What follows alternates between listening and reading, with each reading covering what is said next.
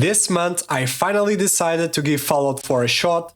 The game had been collecting dust in my library for years and it released 10 years ago, let that sink. But with the buzz around the Fallout TV show, which was very good, and the fact that Fallout 4 remains one of the most played games on Steam and it's very well optimized on the Steam Deck, which is also important for me, I figured it was time to try it. And my objective was very simple, I just wanted to finish the main story, but what I got in return was one of the most immersive gaming experiences of my life. The story is not revolutionary, but it sets the foundation for one of the best RPGs and sandbox games I have ever played. I started as a man with a loving family, a wife, a newborn son named Sean, which is central to the story, and a charming robot butler named Codsworth. Codsworth, by the way, is a gem.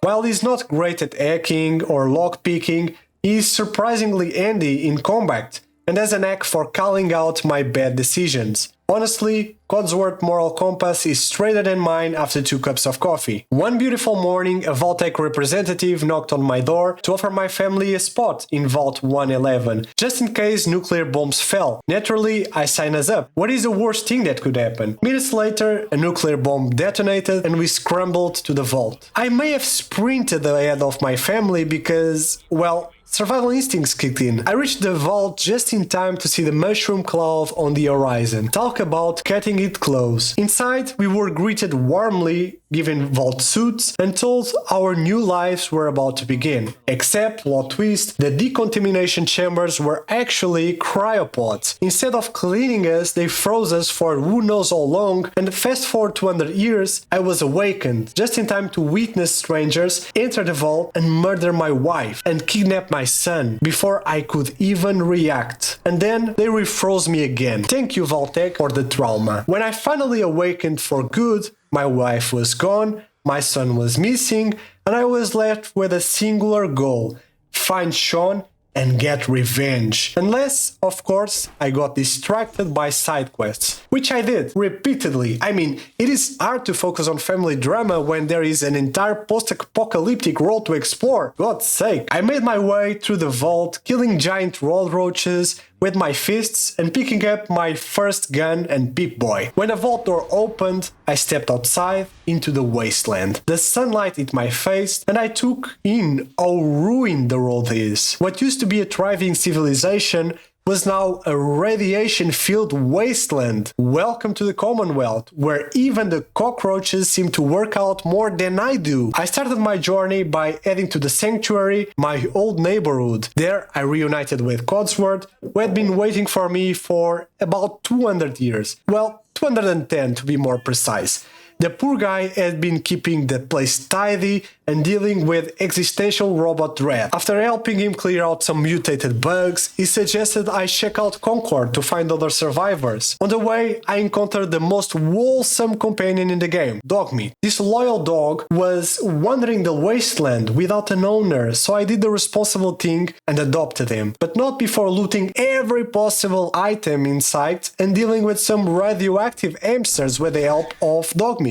When I reached Concord, I found survivors holed up in a building under siege by raiders. I could not just walk away, so I jumped in and showed the raiders who is the boss. My strength-focused build came in handy here. After dealing with the raiders outside, I discovered one of the best weapons in the game, at least in my opinion. The short laser musket. Guys, really, please do not sleep on this weapon. With upgrades, it became an absolute beast later on. Seriously, it was like the Swiss Army knife of weapons, if the Swiss Army only cared about obliterating enemies. Thanks to my strength build, I invested in a big leagues perk, which gave me a 20% damage boost with melee weapons. Combined with my trusty laser musket, I cleared the rest of the raiders with ease. After dealing with the raiders, I met the Minutemen, one of the game's factions. When I found them, they were on the brink of extinction, with only 8 members left. At their peak, they had been a powerful group dedicated to protecting the Commonwealth. My intervention probably saved them from disappearing entirely. The main Minuteman contact was Preston Garvey, a guy who handed me so many quests, I started to wonder if I had accidentally signed up for a full-time job. At one point, I considered asking Preston if I could take some vacation days. Not long after meeting the Minutemen, I got my first power armor, and let me just tell you, this thing is a game changer. It is heavy, clunky, and makes me feel invincible.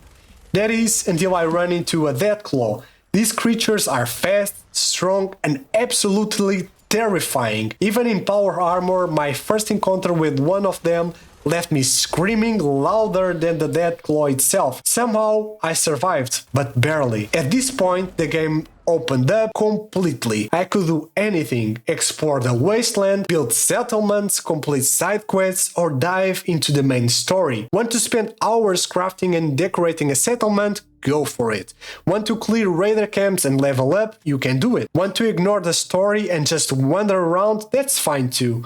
The freedom in Fallout 4 is unparalleled, and it probably is my favorite characteristic of the game. Since I decided to focus on finding Sean, the game led me to meet with the 4 factions. The Minutemen, which are the protectors of the Commonwealth's folk, the Railroad, which is a group fighting to free synths, which are sentient robots created by the Institute, the Institute itself, which is a secretive, highly advanced scientific organization that created the synths, and last, the Brotherhood of Steel, which is known for their power armor and defensive tech. As I progressed, I had to choose which faction to align with, and my decisions shaped the game's ending. I initially sided with the Brotherhood of Steel, but one of their final quests forced me to do something I deeply regretted. Because of that, I ultimately switched to the Institute.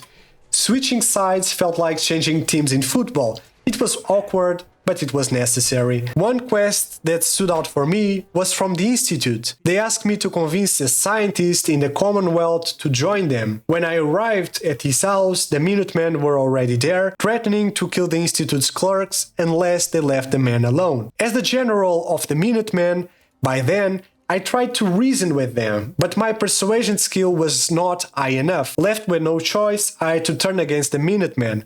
Fortunately, this did not make them my enemies permanently, but it was still a tough moment that made me think, who knew that diplomacy could be so hard if we don't level up charisma? Exploring the Wasteland is where Fallout 4 truly shined for me. Every building, parking lot and town is filled with detail, loot and danger. I felt like I was making a real impact on the world as I cleared areas and turned them into safe zones for my allies. And then there are mods. The Fallout 4 modding community is incredible. They have fixed bugs, added content and kept the game alive for years. Mods are like duct tape for Fallout 4. They fix everything and make it better. Additionally, I played a significant part of the game on my Steam Deck, where it runs surprisingly well, sometimes even better than on my PC. It is truly well optimized on the device. As final thoughts, I would admit that yes, Fallout 4 has its flaws, the graphics are starting to feel a bit dated, the loading times can be excessive, and sometimes the character's dialogue is just corny and lacks emotion altogether. But none of that takes away from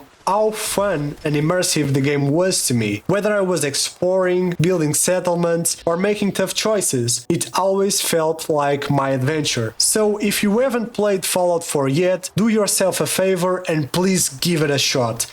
And if you enjoyed this video, do let me know in the comments. Thank you so much for your time and see you in the next adventure.